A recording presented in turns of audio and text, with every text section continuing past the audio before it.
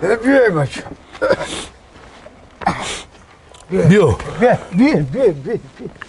بیا در حوله سگ نیست ای که بترسه سگ نداری آخی ها؟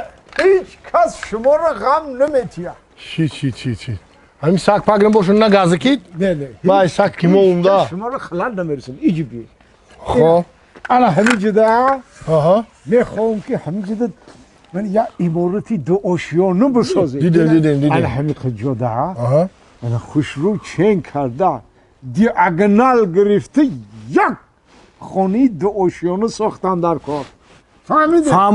فهمو میتونین اخی کاره؟ ای با نمیتونیم ما برای همین کار آفریدیش دیگه نه؟ خنده تانستونی بچم ای نه شما کار رو سر کنید آها ما تا پرتاب شدین شما را در رو بازار میرم یکان میده چایده میارم یا آشی پلاو میکنیم یک جایی میخوریم اوه خوراک ملی ها بچم شما خوش رو بچم دیاگنال بگیرید چی انا با کار رو سر کنید مالی بچم والا بای دیاگنال گرفتم میتونی آخی؟ اوی دو کرده ما دیاگنال گیری؟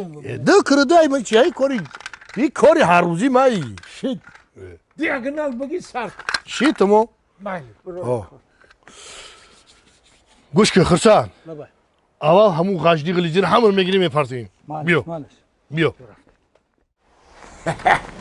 هلا بچم همه چی رو آوردم خونه دو موندم ولی آش تیار میشه میوران بیا بابی جان بیا بچم لبای شما چی کار نکردین کو؟ اقلا دیاگنال گرفته بابی جان لبای حال آش میخوریم عبید میکنیم دیاگنال خانه دو فراموش کردم میرن میگیریم میان